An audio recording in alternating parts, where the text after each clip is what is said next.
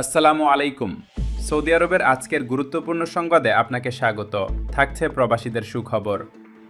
মধ্যপ্রাচ্যে গত কয়েক মাস ধরে চলমান ভয়াবহ আঞ্চলিক সংঘাতের রেশ কাটিয়ে সৌদি আরব এখন দ্রুত স্বাভাবিকতার দিকে ফিরে আসছে।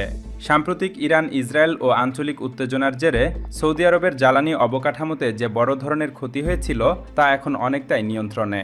সৌদি আরবের জ্বালানি মন্ত্রণালয় আজ এক আনুষ্ঠানিক বিবৃতিতে নিশ্চিত করেছে যে ড্রোন ও ক্ষেপণাস্ত্র হামলায় ক্ষতিগ্রস্ত হওয়া দেশের গুরুত্বপূর্ণ ইস্ট ওয়েস্ট পাইপলাইন বা প্রধান তেল পরিবহন লাইনটি সম্পূর্ণ মেরামত করা হয়েছে। বর্তমানে এই পাইপলাইনটি প্রতিদিন ৭০ লাখ ব্যারেল তেল পরিবহনের পূর্ণ সক্ষমতায় ফিরেছে, যা বিশ্ববাজারে জ্বালানি সরবরাহ স্বাভাবিক রাখতে বড় ভূমিকা রাখছে।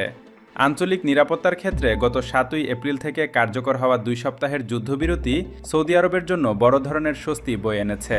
পাকিস্তানের মধ্যস্থতায় শুরু হওয়া এই যুদ্ধবিরতির ফলে গত কয়েকদিনে সৌদি আরবের আকাশসীমায় কোনো নতুন ড্রোন বা ক্ষেপণাস্ত্র হামলার খবর পাওয়া যায়নি।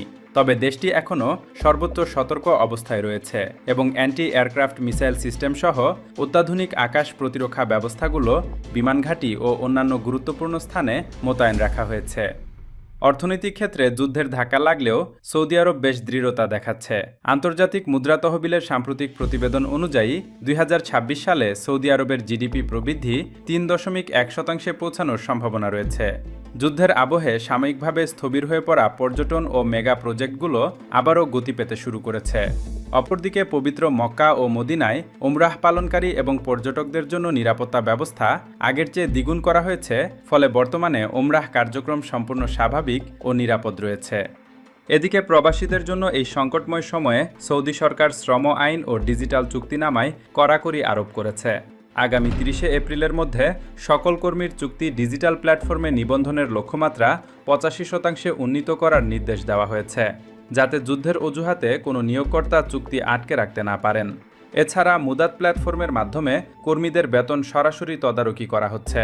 যুদ্ধের অজুহাতে কোনো নিয়োগকর্তা যেন বেতন আটকে না রাখেন সে বিষয়ে বিশেষ গুরুত্ব আরোপ করে সৌদি প্রশাসন, যা বাংলাদেশি প্রবাসী সহ লাখো শ্রমিকের জন্য বড় স্বস্তির খবর। এছাড়া আন্তর্জাতিক এয়ারলাইন্সগুলো ধীরে ধীরে তাদের ফ্লাইট সংখ্যা বাড়াতে শুরু করেছে এবং সৌদি আরবের অভ্যন্তরীণ পরিবহন ব্যবস্থা এখন পুরোপুরি ঝুঁকিমুক্ত। সব মিলিয়ে চরম উত্তেজনার পর সৌদি আরব এখন একটি নিরাপদ ও উন্নত ভবিষ্যতের দিকে পুনরায় যাত্রা শুরু করেছে।